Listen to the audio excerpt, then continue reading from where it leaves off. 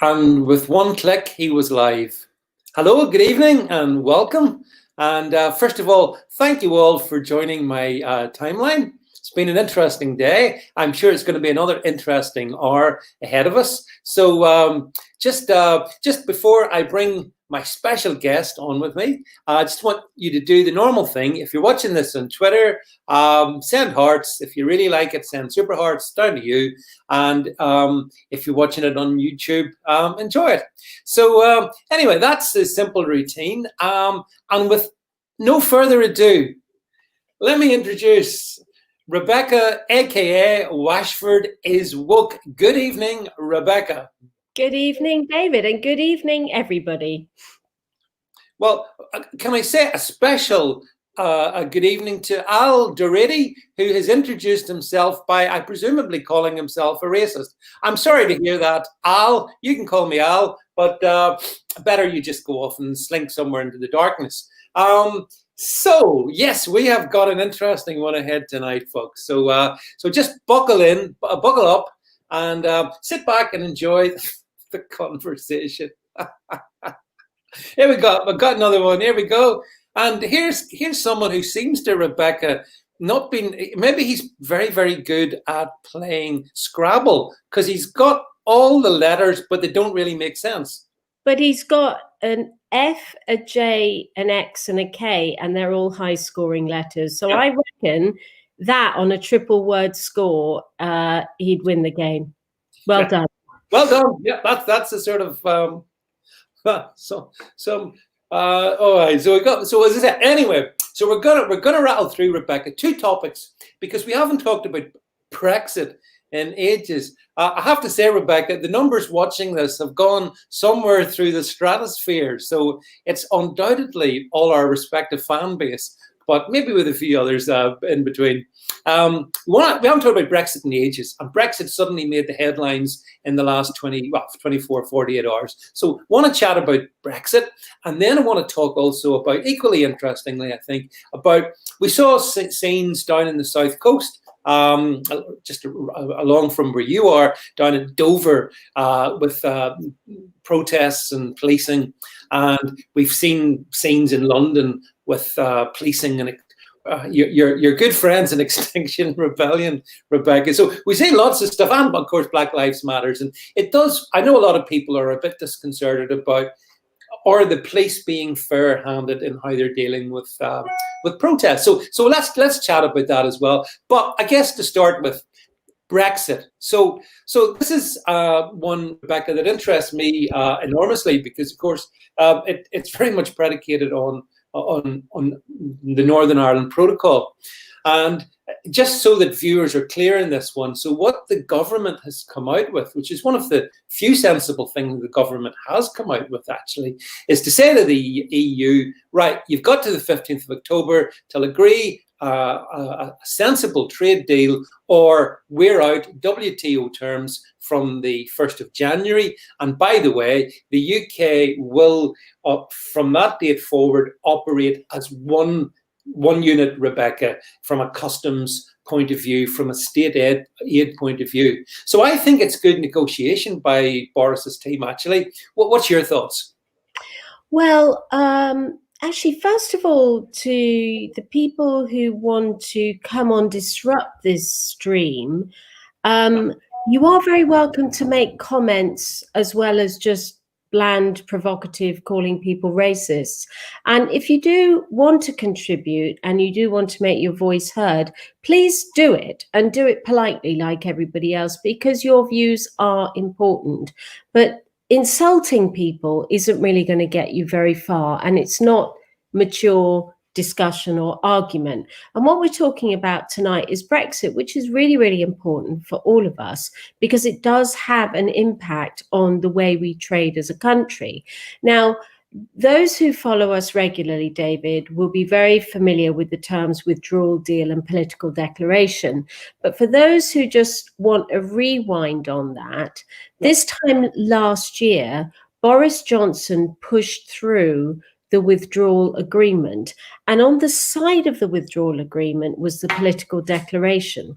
So the withdrawal agreement was a legally binding document, and that was all the areas on which they had achieved sort of a mutual recognition, and they had achieved agreement. Lots and lots of mini deals. So just to name one, for example, is pet passports. So how you get your pet across to France. Nobody wanted to go back to the old method, which was your dog had to have blood taken every time to prove that it had 3 months immunity to rabies. Now simple certification of the vaccine is enough. So that's just a very simple example of one of the many mini deals they brokered.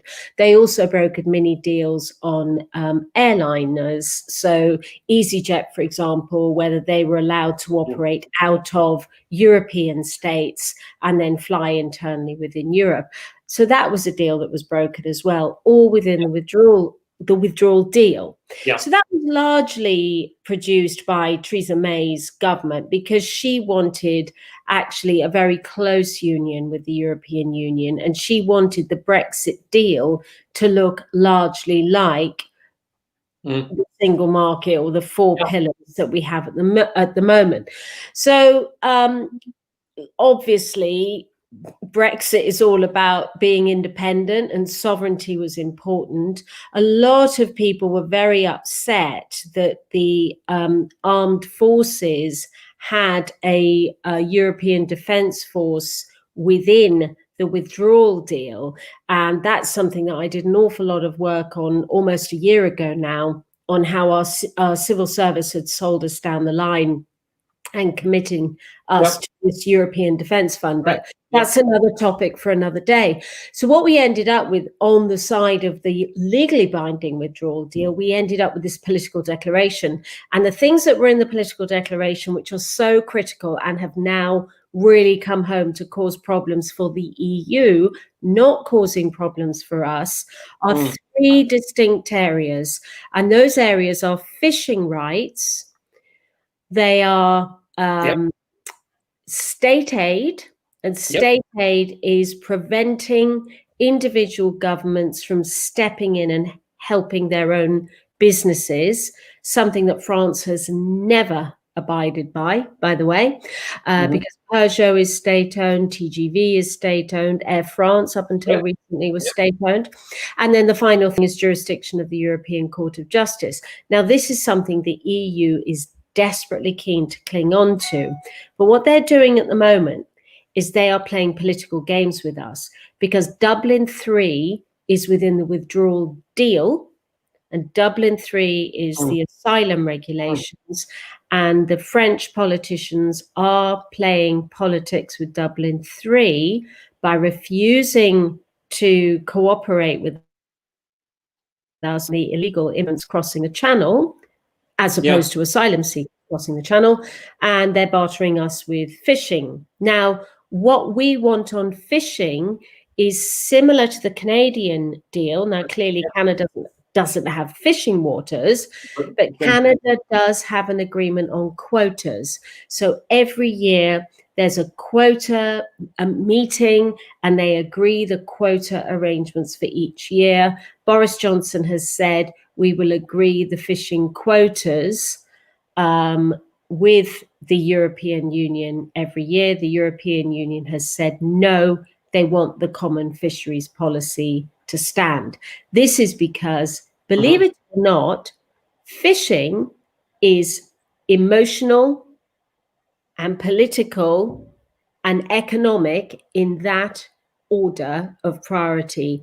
The economics of fishing is really quite low, but the political mileage for both sides in satisfying this emotional need to fish our own waters is really what's driving problems at the moment. Yes, right. In actual fact, Rebecca, I think it's fair to say that, and I have huge respect for the UK fishing fleet, and I know some people who operate in that. But again, put in economically, it's not a big part of our economy. It really isn't.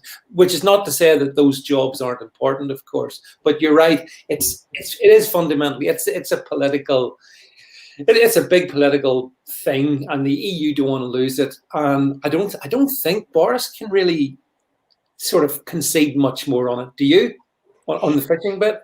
I think he's actually made the best offer there is, because, I mean, it doesn't need saying, does it, that fish cross international boundaries. And as long as we have an agreement on quotas, it's something that can be just updated every year. And you shouldn't really put something like fishing in the trench warfare. It's a bit like parents putting children in the forefront of a divorce. It's the thing that strikes the most emotion. It's the thing that is really so close to the heart of both parents, that putting children in the middle will only harm the children. And I think the same analogy here, that putting fishing in the middle will only harm the fishermen. And I mean that physically, because the French have been known to be quite violent in the Channel against the British scallop fishermen a couple of years ago, but also, I mean, for the long-term survival of the industry, because there are things that are quite irreparable already in terms of the British fishing fleet. And that is when Eric Morley, and again, people may not remember this, but going back to the Labour government, 97, 98, Eric Morley was at the head of what's now DEFRA. And he brought in this system whereby, rather than a vessel having a flag and fishing license together, he severed off the flag of the vessel with the fishing rights of the vessel.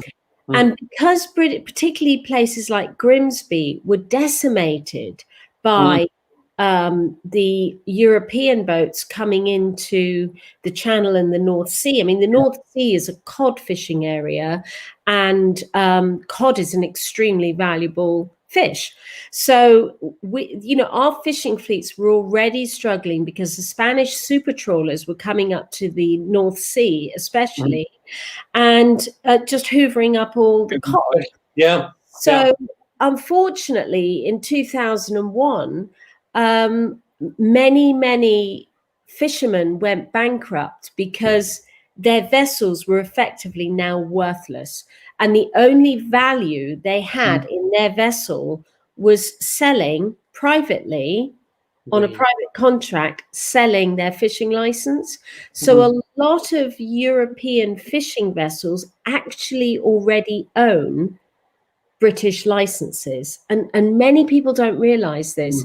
Our fishing has been flushed down the pan since Tony Blair's time. He just didn't care about fishing. He was all about Cool Britannia.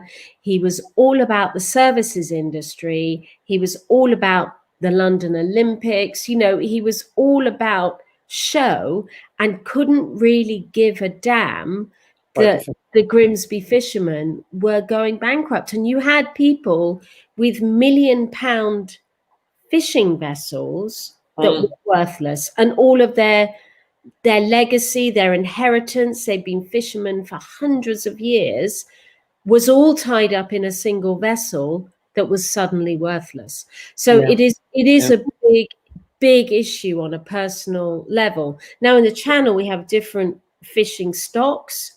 On the west coast of Scotland, we have a fishing deal with Iceland and Greenland and Norway, and the North Sea has different fishing.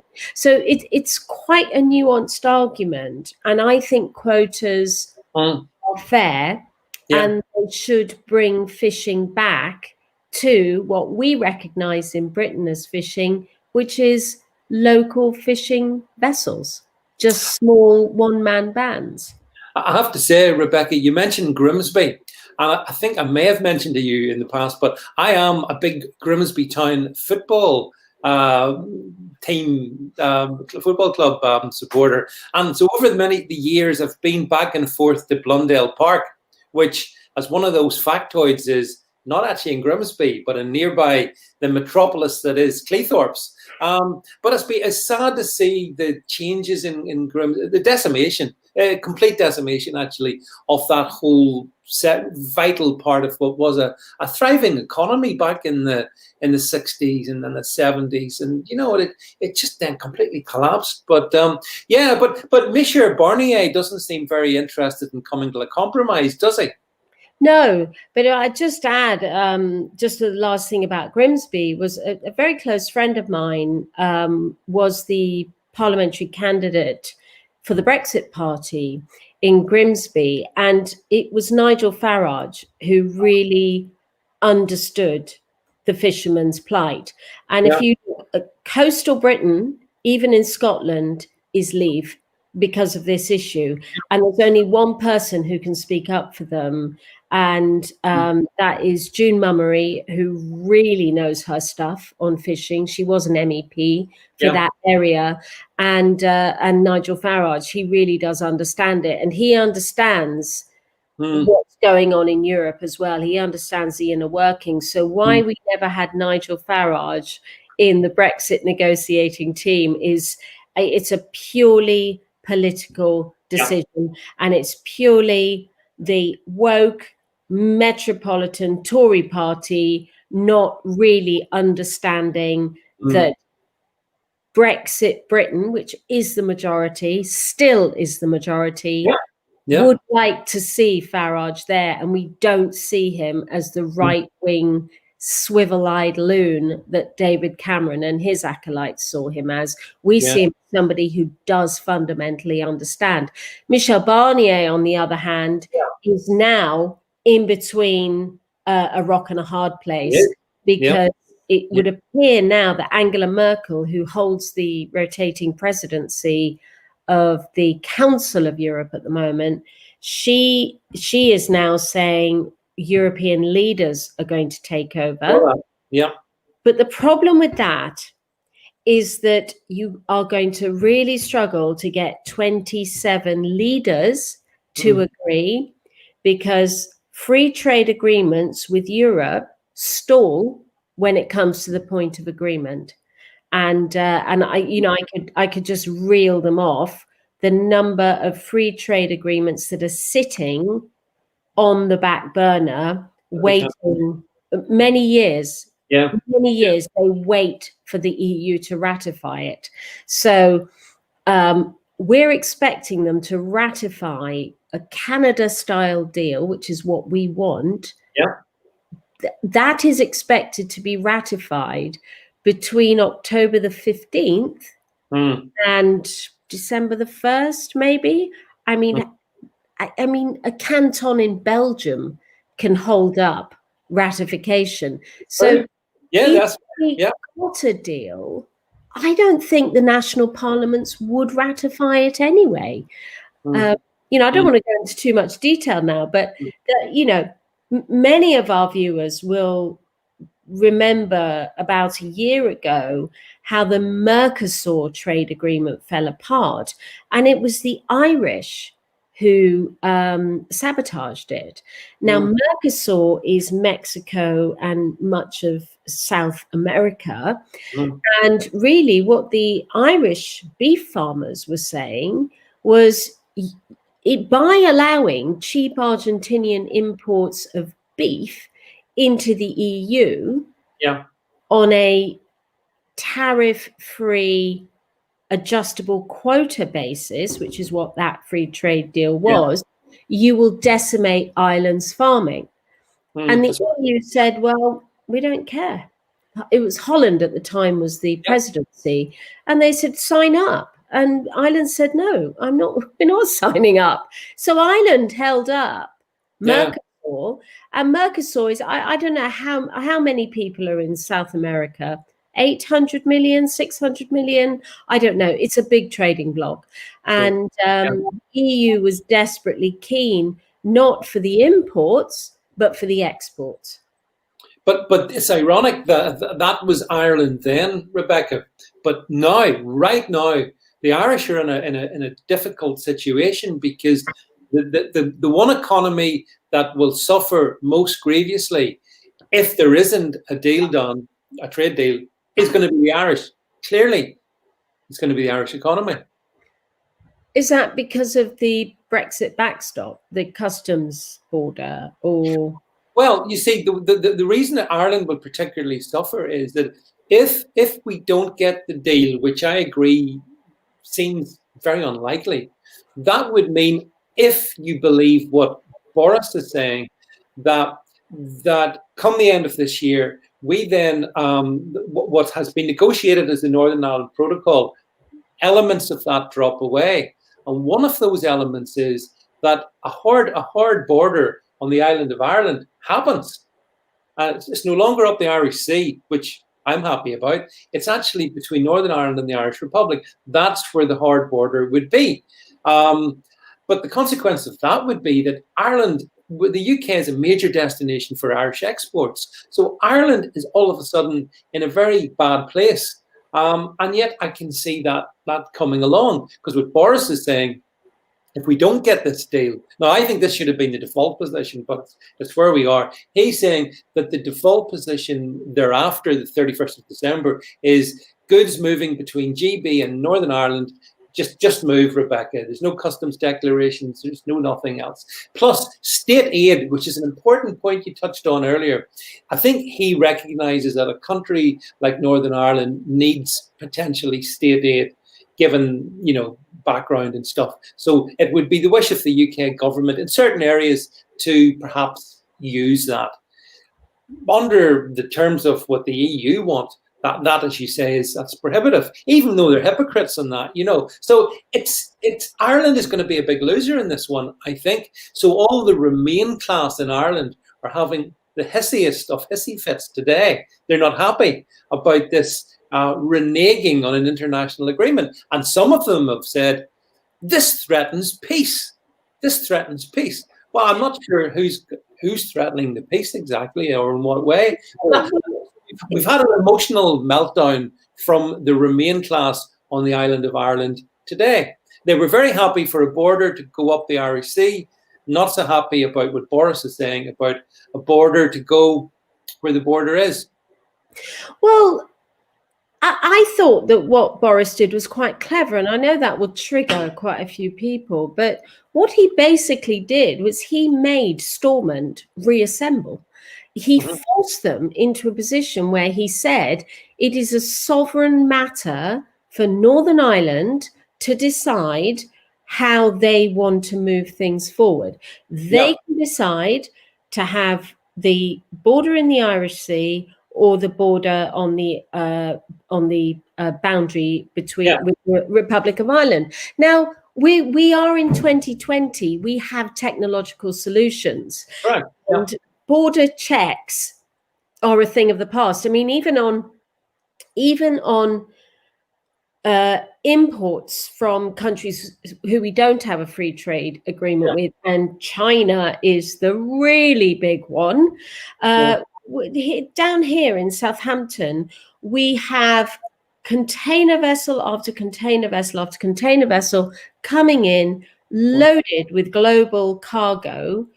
Less than 3% of those are even looked at. I mean physically looked at.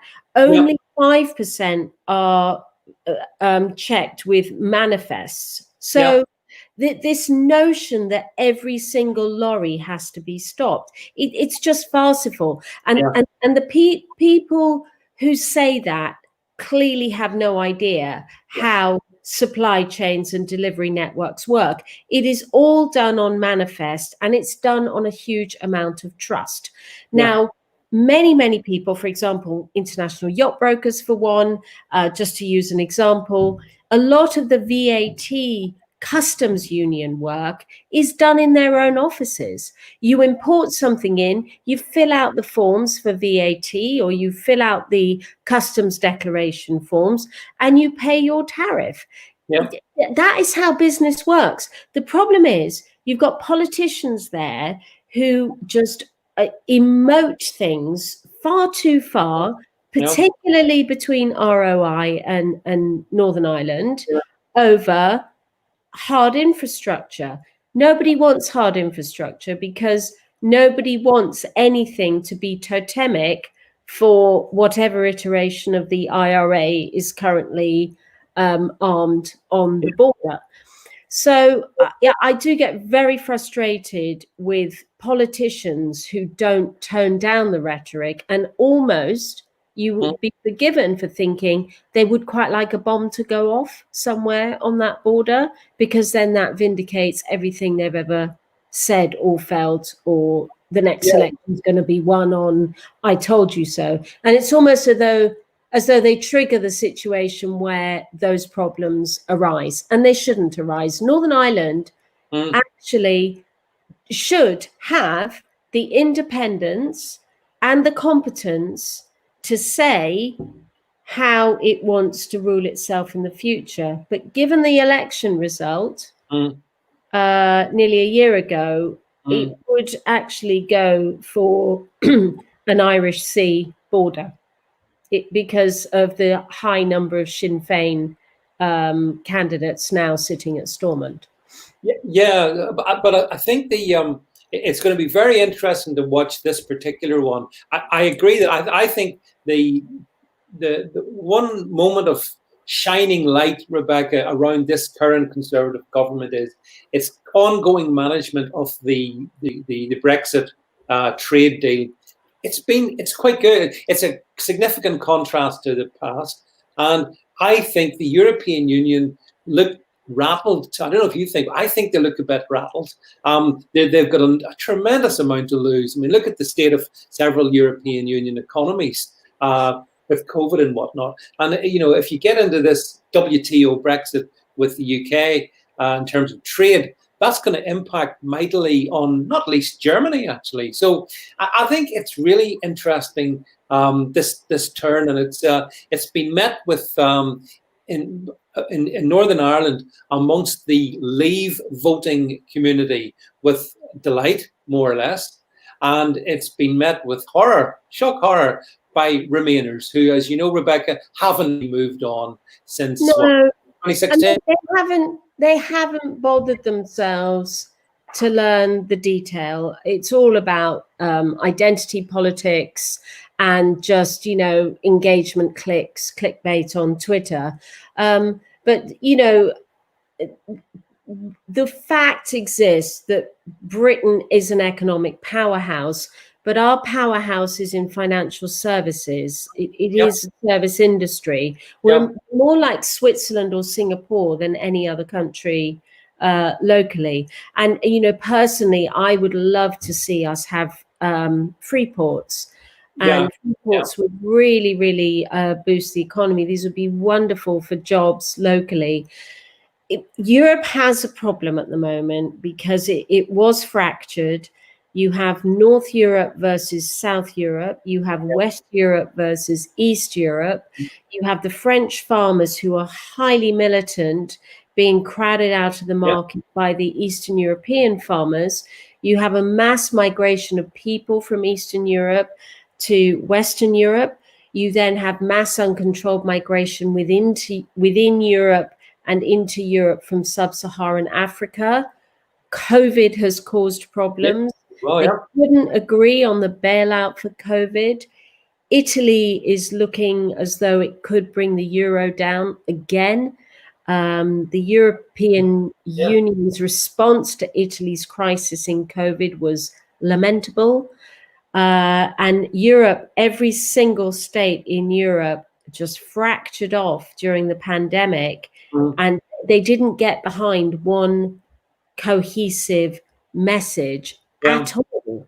And they showed that far from being a political and ideological movement, they are better off just sticking to trade and just holding it in that, because the federal project has failed in Europe.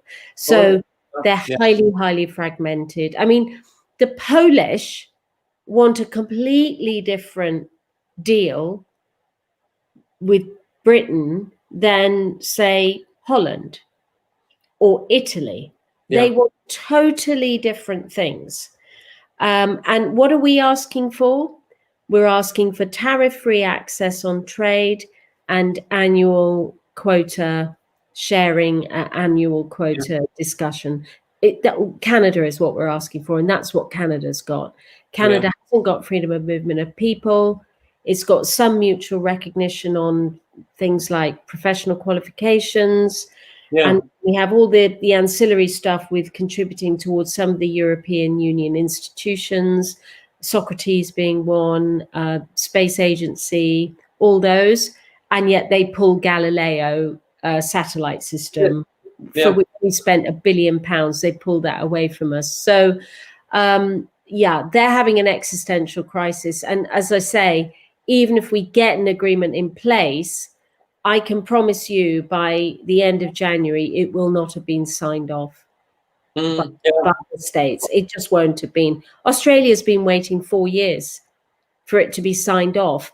And Holland has all but scuppered the CETA with Australia, just one state. Yeah, that's right. I mean, all this really demonstrates is how right we were, Rebecca, to vote to leave the EU. It's not fit for purpose in 2020, go into the future, and as an outward trading progressive nation, I think, I think we're approaching something like a climax in terms of this negotiation. Does the EU actually want to deal with us, or does it not? And I think, Rebecca, from what you're saying, and I would agree with you, whether some of it might and other parts of it don't, that's not good enough. That's not going to deliver, I think, what we need. But time will tell. Also, just to go back in a few comments there, just one thing I wanted to say. I also agree that free ports would be a very good idea. Boris talked about having one here in Northern Ireland, in Belfast. I think he's talked about a free port there. Anybody who understands the concept of how that could be worked would surely welcome it. I see we've got a couple of geniuses on who seem to understand even more about free ports than we do, Rebecca. But I think it would be a bloody good idea to, as part of a number of things that a sovereign trading country, would want to do. And the examples are there all around the world. But anyway, that's enough. That's enough talk about the Brexit. We're done on Brexit. Rebecca, what did you make of just to set this one up, everyone? You saw the scenes down in Dover at the weekend when a number of people went down to highlight the sort of all the dinghies coming, the illegal migration via the people smugglers that Rebecca has described admirably and accurately here over a significant period of time now, Rebecca. These people went down to express their concern, and I saw some of the video footage. I don't believe in people attacking the police and stuff like that, but they did. Let's put it like this: they were robustly treated by the police in some instances, and you could say that's fair enough. But by the same token, in London, good old London town, we had Extinction Rebellion. Gluing themselves to various doors and all kinds of buildings and causing chaos.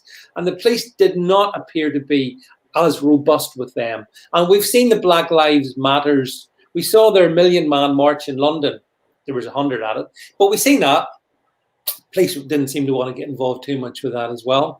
And we saw how the police treated those who in Trafalgar Square the other week who were demonstrating against masks and stuff like that there. So it's beginning to look like we've got politicized policing, because these decisions are radically different depending who's demonstrating and who's not. What did you make of the scene down in Dover to start with, Rebecca? I mean, let's not forget that the police were phenomenally racist once upon a time, not that long ago. And let's not forget that the police, there are still some racist thugs within the police. There are racist thugs everywhere in society, but not all of them have a warrant card with a power of arrest. Speaking as defense counsel over the last 20 years, I represented many people of color, not many black people, by the way, because we don't have many black people on the South Coast, but we do have a lot of Asians and other ethnic groups. And, and obviously white criminals. The number of times police have lied to the courts, suddenly CCTV footage where the defendant accuses them of racist slurs or being beaten up in their cells miraculously goes missing, yet they always manage to find the CCTV footage when somebody assaults them. So, you know, I have dealt with the police as defense barrister all my career, actually, and they lie and they're racist. So they have I think they have a big problem when you have something like Black Lives Matter, which again, it's not so much about fact as about feeling. And feelings ran high. And I felt so frustrated during the summer that, you know, protesters who aren't all Black, by the way, the vast majority of them are white, middle class, overprivileged. Greta Thunberg is going back to school. We've got nothing to do, and Extinction Rebellion are active at the moment.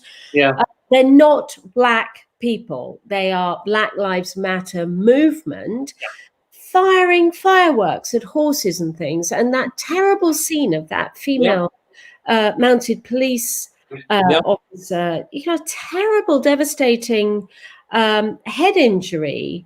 Seemingly nothing gets done about it. Whereas Piers Corbyn, 73-year-old conspiracy theorist, you know, whatever forget your politics for a minute. He's 73 years old, for God's sake. He gets arrested and fined £10,000 for doing exactly the same thing as that evil loudmouth Sasha Johnson, who's BLM Oxford. You know, she's so revolting and has single-handedly brought down BLM UK by her utterly revolting racism. Even Twitter has banned her. So I know it is frustrating, but I did read a statistic today that 88% of police officers have been assaulted during their career, at least once.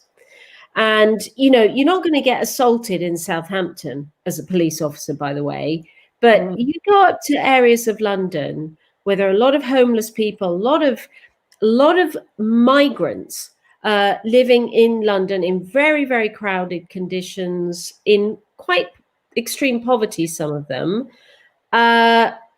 terrible deprivation. They live in environments where there's like an echo chamber around them. Policing those areas is very, very difficult.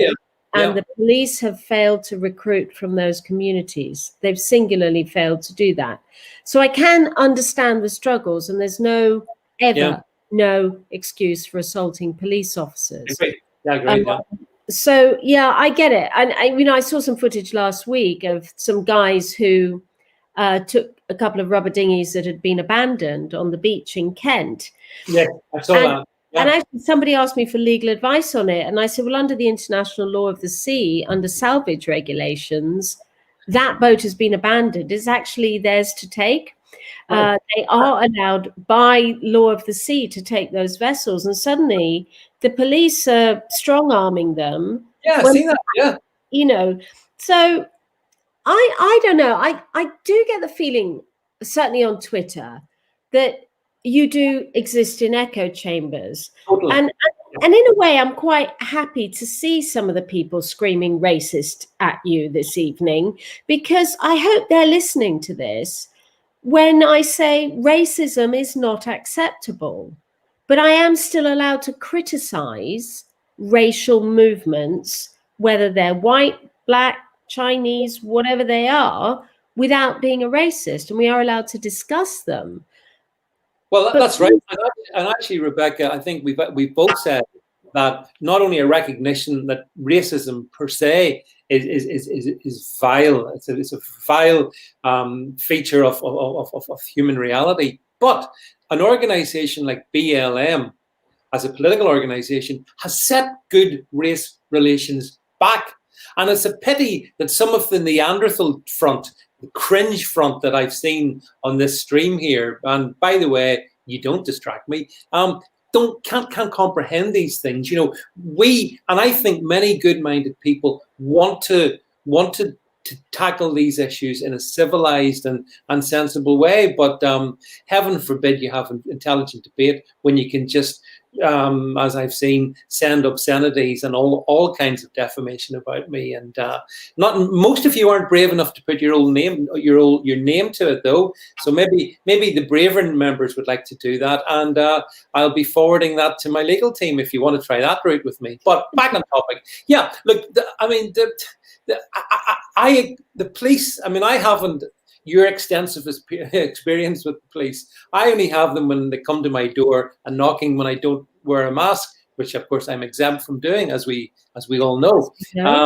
Yeah, but the thing is that, but I haven't said that. I have, over the years, I have respect for the stuff that they have to go through in their.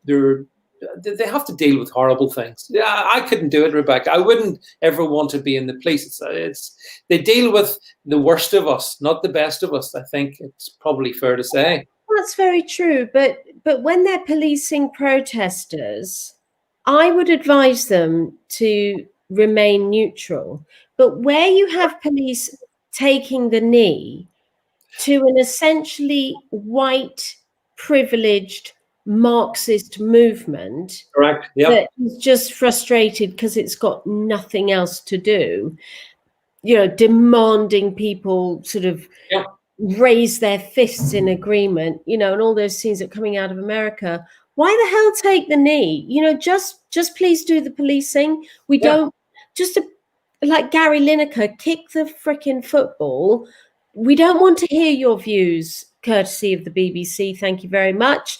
You do what you want to do, but when you got your BBC hat on, can you just talk about the goals that we already knew 5 hours ago had been scored because BBC doesn't show football anymore? You're so irrelevant, Gary, but because you're paid a lot, you think you are. The police are very, very relevant, and a bit like the BBC, be non-partisan, be apolitical. If you're the police, just do your job. Don't decide when to do your job and when not to do your job. That is not your job. So it's this arbitrary way the police behave. And by the way, for people watching this, police do this also when it comes to pursuing prosecutions against people. So they will decide whether there is sufficient evidence to take a case forward. So now, burglaries, they'll decide there's insufficient evidence, but they won't even take a fingerprint off a window or a door. And they'll just say there isn't any evidence because they know by and large, you're insured, and they'll ask you if you're insured. Or with sex offences, they will decide up front whether to proceed with investigating something if the defendant denies it. So unless you out and out confess to a crime, the police are unlikely to pursue you. And they'll say, oh, well, he's not done it before, so it's all right. Or, well, there's insufficient evidence before they've even attempted to get evidence. So they are entirely arbitrary with what they will and won't pursue. And a lot of people have lost confidence in the police, not only over there taking the knee to BLM, but, taking the knee to the people who want to defund them, by the way. That's right. But then they will quite arbitrarily, and as I would say, in abuse of their powers, they will stop the prosecution of people entirely on a whim with absolutely no logic attached to their thinking. So I think the police have a big problem.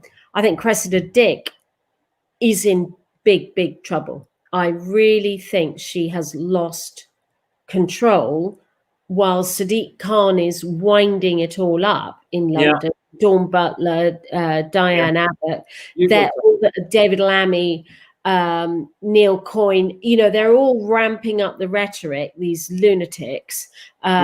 Politicians shouldn't do that. They should always respect law and order. They should always respect freedom of the press. And look what they do when given a Twitter account. They just, tweet in haste over everything. And they are undermining law and order by doing that. Oh, they absolutely are. Rebecca, crunch question for you. It comes up from Chamber Pots here. Rebecca, because I know you're a big fan of Britain's Got Talent and you never miss it. What did you think of diverse? I think that the group diverse. This is where I show how out of touch I am, Rebecca. Unlike you, being a modern person. The diversity. I think they're a dance troupe or whatever called Diversity, and they were on Britain's Got Talent, and they took the knee, I think, in prime time on Saturday night. Did you watch that one, Rebecca? Did you catch up with it? I didn't watch it, but I do know the story, and I did watch it when it popped up on Twitter. Disgraceful, utterly disgraceful. Diversity are a brilliant choreographed dance band. They deserve every piece of success. They prove that Britain isn't racist if somebody called Diversity can have the widespread appeal for their sheer brilliance, and then they go and blow it all with that. In my opinion, of course the producers knew that was going to happen, and their director actually stood in Simon Cowell on the evening, out and out outrage. Yeah, I mean that would have, for ITV. Yeah, I mean that would have been rehearsed. They would have been completely aware of what was going to happen there. I mean, but it is a shame, you know, that that this just, as you said, with those Labour Party Labour MPs, particularly mostly London ones, they've been cranking it up like nobody's business. Dawn Butler, I mean, for example, back to Extinction Rebellion, didn't she send a tweet going when they were trying to stop the press from being printed on Saturday evening? She thought, LOL, brilliant, or something like that there, and then she deleted it. But Twitter never forgets. So, I mean, that is basically almost that is fundamentally, isn't it? That's encouraging lawbreaking. I've said it before. The standard of people who become politicians is so desperately low, because real people get a job and they're not terminally, perpetually pursuing charities to sponsor and to do stuff for. They actually do a job. If you look at most politicians' backgrounds, they don't actually do things. I've never done it. No. They appear on a Saturday morning at a charity event. I mean, I'm sorry, but how is that actually doing something? It isn't. They're not raising the profile of anything. They think they're raising the profile, but they're actually not. They're not superstars. They're not celebrities.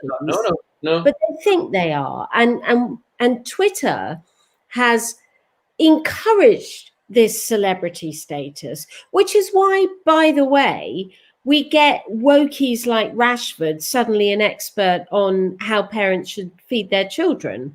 And suddenly it's the state's responsibility to bring up a child, in his mind, not individual parents. Well, Marcus Rashford, if you're watching, I'm sure his fans are. I'm sure his fans are. Live in China or Russia, because communist countries bring up your children and tell them how to think.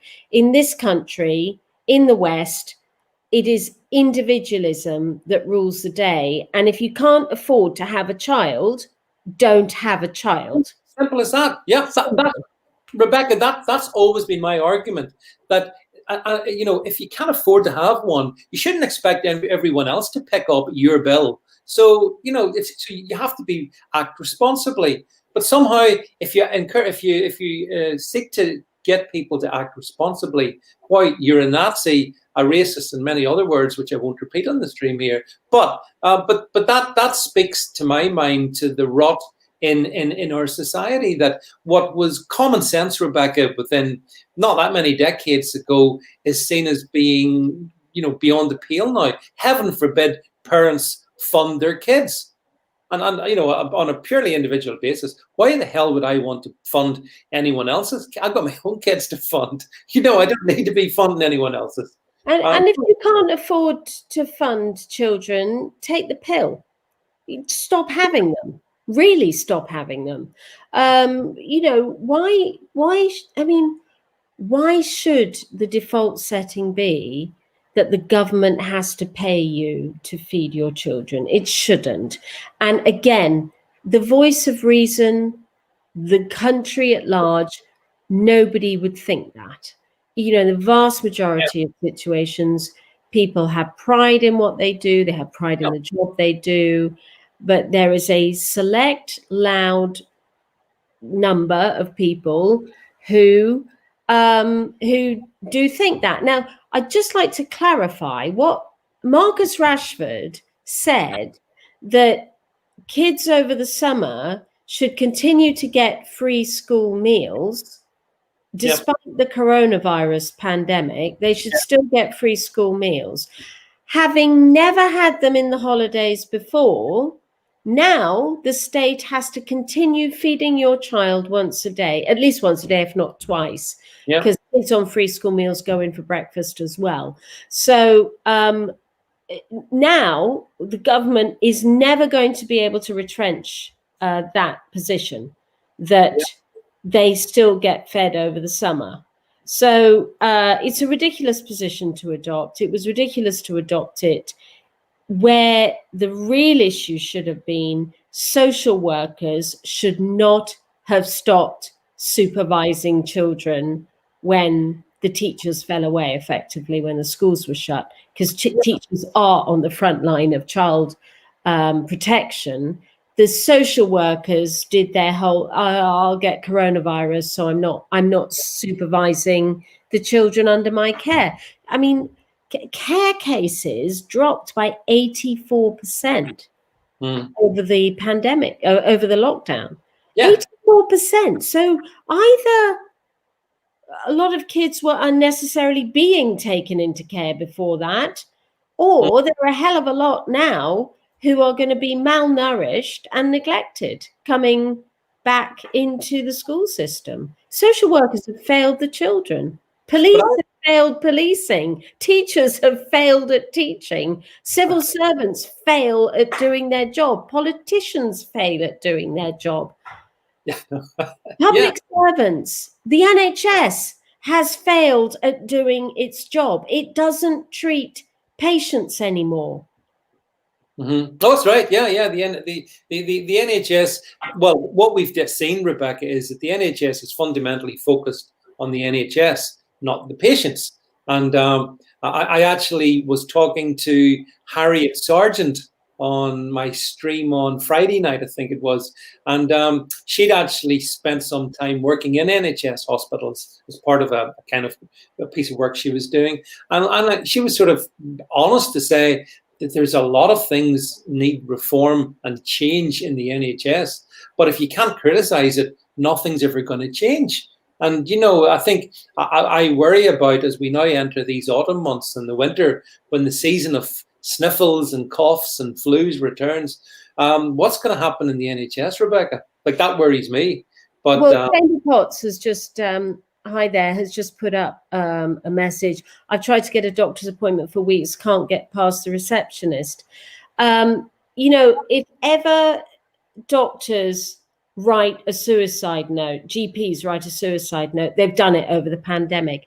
They didn't go into care homes to look after the elderly dying horrible deaths. They really could have done with some morphine to ease them on their way nicely, because they weren't getting any other nursing care. They were refusing to see them. They're now refusing to see people. So if, you know, people like Chamber Potts may have early stage cancer or whatever it is, they're worried about a lump. Early detection of cancer is the most significant factor in curing the disease.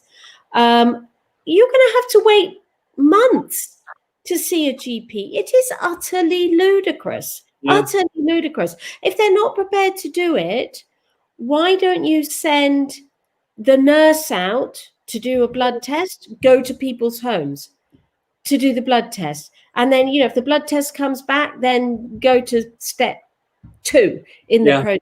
But don't just leave people in limbo. And then, well, really, this is why I never clap for the NHS.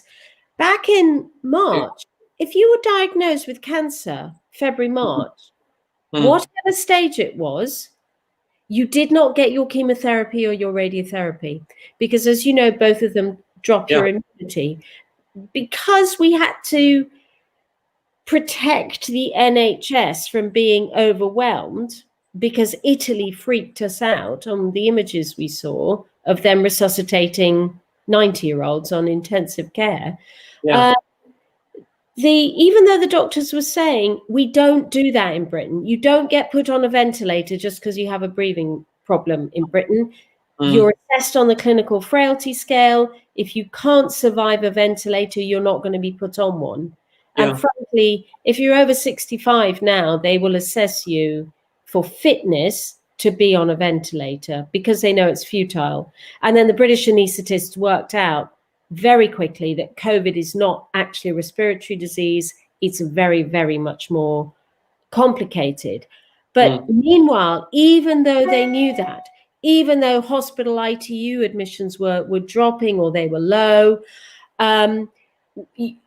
you still had a problem that those patients waiting to start their chemotherapy were not brought in for chemotherapy. Yeah. Why not? Why didn't we use the private hospitals? Why didn't we use the Nightingale hospitals for cancer patients? Yeah. Why didn't we had all this extra capacity? Yeah, but it wasn't used. It's definitely been a problem.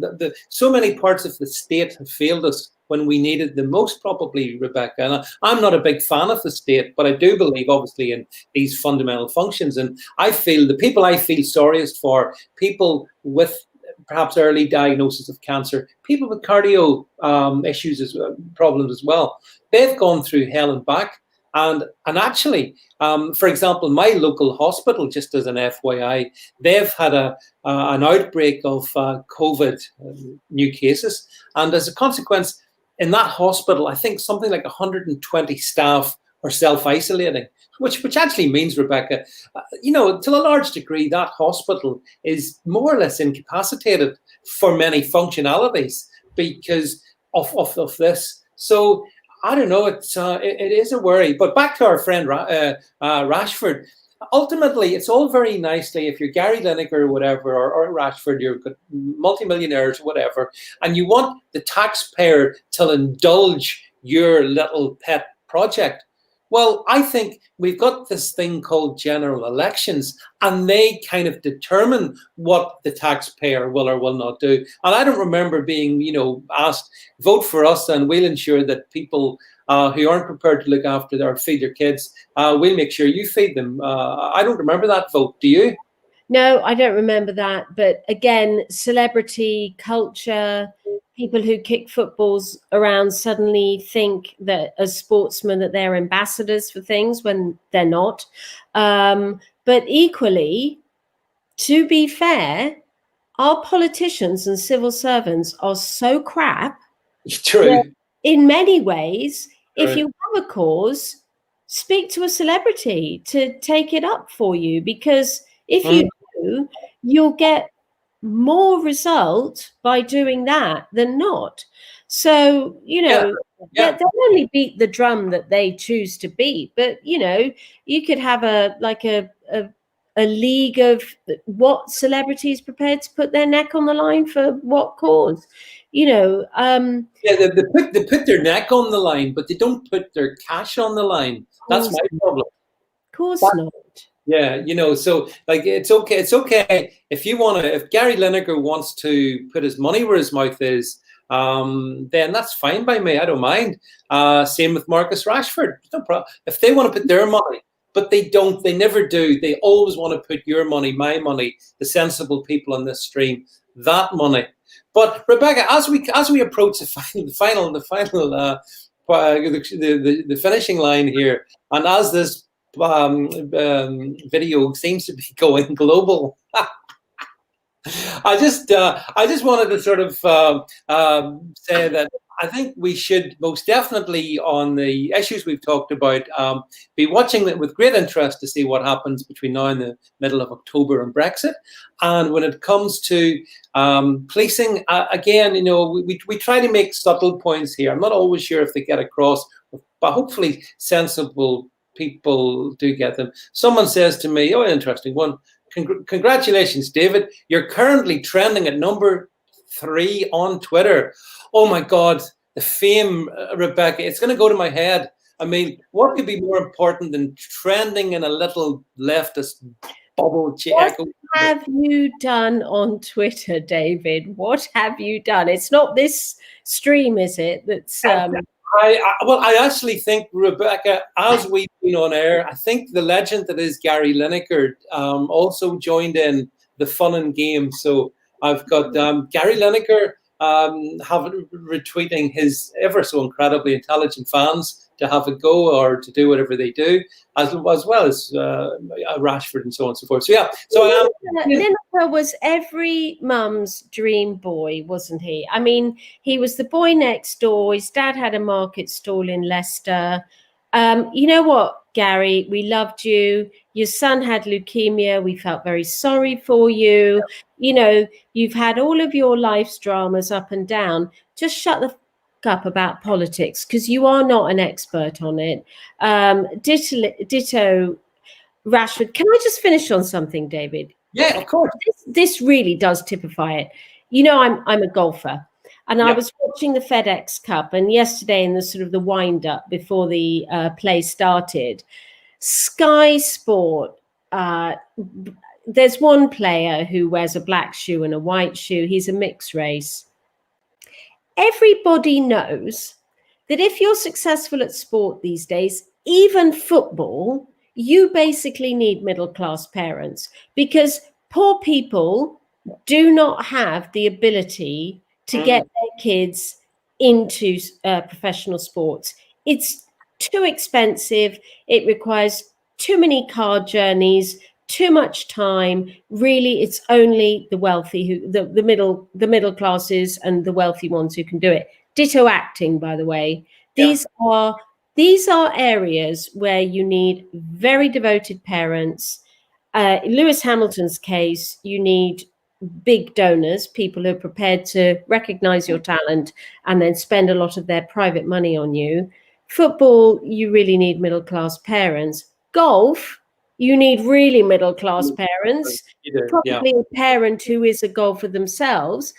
But Sky were holding Tiger Woods up as an icon for how golf needs to progress. And I will just close on this. Can we remember what Tiger Woods did to his wife and his family, and the disgusting behavior he engaged in with prostitutes, meanwhile with a wife and 2 very young children at home? He's a completely amoral hypocrite who has trampled, a bit like Lewis Hamilton, on everybody who ever sponsored him. He trampled on them by his personal behavior. Tiger Woods is not an example of diversity. He happens to be a middle-class black person who can hit a ball with a stick very well. That's it.